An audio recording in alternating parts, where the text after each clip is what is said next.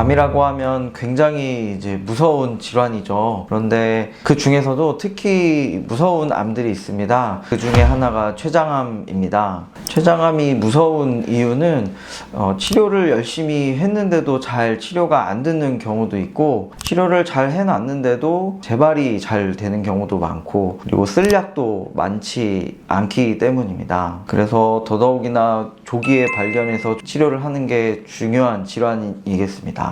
예를 들면 위암이나 대장암 같은 경우는 나중에 발견되면은 치료가 어렵긴 하지만, 이제 그런 것들은 건강검진을 통해서 미리 발견할 수 있는 방법들이 있잖아요. 하지만 췌장암은 이 건강검진을 통해서 발견할 수 있는 방법이 따로 있지는 않기 때문에 증상이 있지 않는 한 췌장을 검사를 하는 경우는 그렇게 많지는 않죠. 그래서 이제 다른 검사를 하다가 우연히 발견되는 경우가 꽤 많습니다. 췌장암의 증상으로 주로 이제 뭐 교과서적으로 말하는 게 복통도 있지만, 이제 췌장이 복벽 뒤쪽에 있기 때문에 거의 등 쪽에 붙어 있어요. 그래서 등 쪽 통증이라고 하기도 하고, 어쨌든 복부의 통증이 이제 하나가 있겠고, 그다음에 이제 의도하지 않게 체중 감소가 되는 경우, 통증이나 체중 감소 같은 경우는 다른 질환에서도 다 있을 수 있는 증상이에요. 그래서 이것만 가지고 배가 아프다고 처음부터 췌장암을 의심하지는 않잖아요. 그러니까 이런 증상이 있다고 무조건 이제 췌장암을 의심하시라는 게 아니고, 여러 가지 검사를 했는데도 뭐 병이 밝혀지지 않아서 이제 뭐 예를 들면 CT를 찍는다거나 다양한 검사 하다가 이제 발견이 되는 경우가 있다, 이제 그런 거를 말씀드리니까 오해하시면 안 돼요. 그리고 또 하나 증상은 많이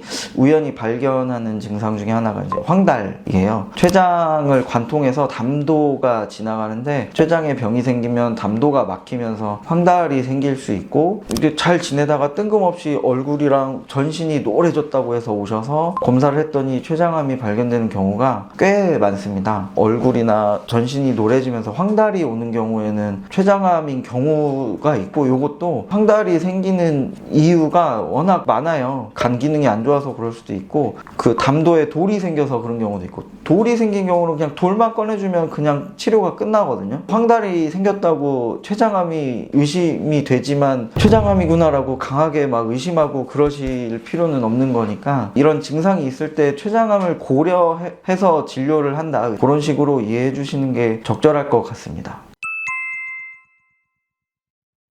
치료도 이제 제가 간암하고 담낭암에서 말씀드렸던 것처럼 수술을 할 수 있으면 이제 수술이 가장 첫 번째 치료법이고, 몇몇 암들은 이제 수술을 바로 하고 싶은데 수술을 방장은 못 하겠어. 근데 이제 조금만 줄여놓으면 수술을 할 수 있겠다 할 때, 수술 전에 이제 선행 항암 치료를 시행을 하는 경우가 있어요. 유방암에서도 그렇게 하죠. 췌장암도 선행 항암을 많이 시행하는 암종이고, 실제로 제가 모시는 환자분도 지금 선행 항암하고 수술하고 오시고 있는 분도 많이 계시고, 어쨌든 수술을 어떻게든 우여곡절을 겪어서 다 잘했어요. 조직 검사를 봤더니 그냥 수술만 하면 안 될 것 같아. 예를 들면은 조금 안 좋은 소견들이 있다 그러면은 이제 수술만 하고 그냥 손 놓고 있으면 안 되니까, 재발률을 낮추기 위해서 수술 후 보조 항암 화학 요법을 시행을 하죠. 그거는 이제 교수님이 조직 검사 결과 보고 정하시는 거죠. 수술 끝나고 첫 교수님 뵐 때 이제 그 조직 검사 결과를 들으시니까 이제 그때가 제일 또 긴장되고 중요한 순간이죠. 그래서 저도 이제 수술 끝나고 오시는 분들 이제